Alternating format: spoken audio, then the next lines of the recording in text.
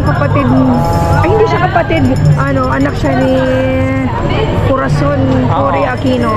Kapatid ni Noynoy Aquino. Ayan po guys. Tingnan nyo guys, yung mga nagbabayad ng tax ng maliliit na mamamayan. Ayan po, nagpakaupo sila. Napakaraming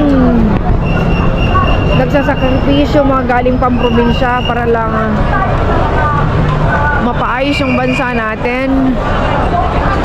Ayan po, ang init-init, nagbibilad kami sa initan. Pinaglalaban natin yung ating bayan kasi grabe ang anomalya. Napakaraming magnanakaw sa ating bayan.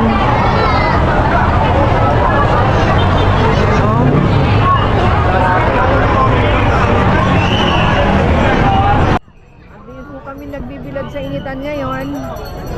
Nagtitipon-tipon ho kami para yung mga nagnakaw sa gobyerno ibalik yung aming pera, pera ng bayan.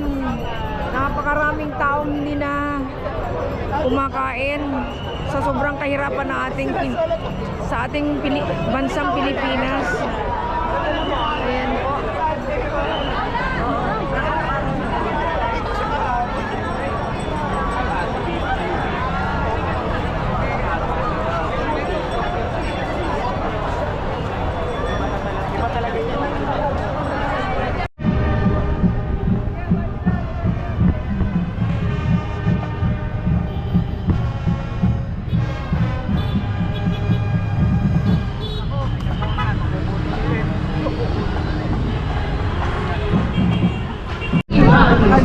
Dito yung mga Aquino po ngayon, yung magkapatid. Wala lang si Chris Aquino. Ayan, nakakatuwa, nakakatats naman. Ayan guys, ito yung lumalaban sa tama. Pinaglalaban yung ating yung maliliit na mamamayan na palagi tayo sarili na rin kapwa Pilipino pinagnanakawan tayo.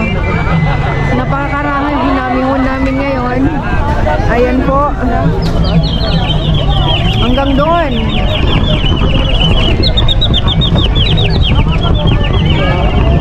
Doon guys. Pupunta tayo sa stage.